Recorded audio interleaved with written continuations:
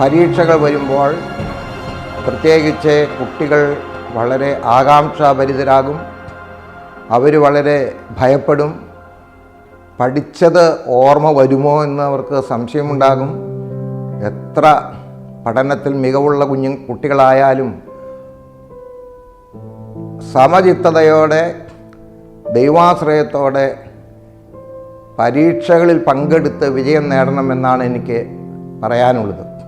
വിജയമോ പരാജയമോ ഉണ്ടാകട്ടെ, നാം ചെയ്യേണ്ടത് കൃത്യമായി ചെയ്യുക, പഠിക്കേണ്ടത് കൃത്യമായി പഠിക്കുക, ദൈവത്തിൽ ആശ്രയിക്കുക.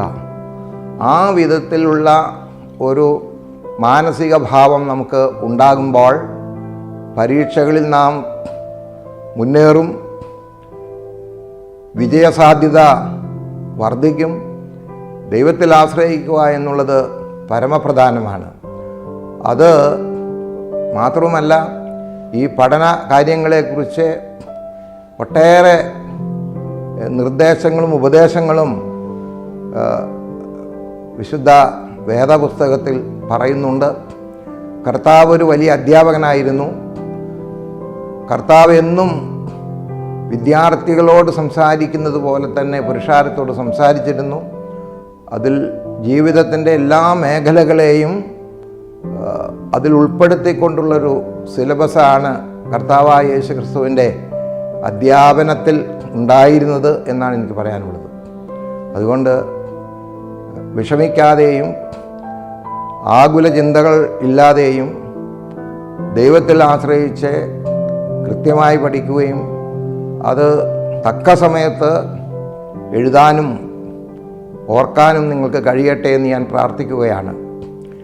1 മാർക്കിനോ 2 മാർക്കിനോ തോൽവി സംഭവിക്കുമ്പോൾ അത് താങ്ങാനാകാതെ കുട്ടികൾ ജീവൻ സ്വയം നശിപ്പിക്കുന്ന പ്രതിഭാസം അങ്ങിങ്ങൊക്കെ കണ്ടിട്ടുണ്ട്. ഒരിക്കലും അങ്ങനെ ചെയ്യരുത്.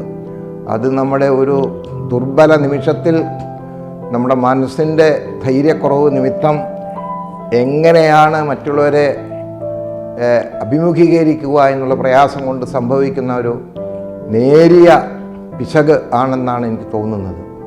അങ്ങനെ തോൽക്കുകയോ അല്ലെങ്കിൽ വിജയിക്കുകയോ ചെയ്യട്ടെ, വിജയത്തിനായിട്ട് ഓടുക, അതിനായിട്ട് പഠിക്കുക, പ്രവർത്തിക്കുക. അതിൽ ദൈവത്തിൽ ആശ്രയിച്ചുകൊണ്ട് അതിനെ നേരിടുക. പരീക്ഷാ ഭയം ഒരിക്കലും ആരുടെ മനസ്സിൽ ഉണ്ടാകരുത്. വളരെ പോസിറ്റീവ് മൈൻഡ് തന്നെ അവിടെ നിങ്ങളിൽ ഉണ്ടാകണം. അത് വെച്ച് നിങ്ങൾ ചോദ്യങ്ങൾക്ക് ഉത്തരം നൽകുമ്പോൾ തീർച്ചയായും നിങ്ങൾക്ക് വളരെ മികവുള്ള ഒരു സാക്ഷ്യപത്രം ലഭിക്കാതിരിക്കയില്ല.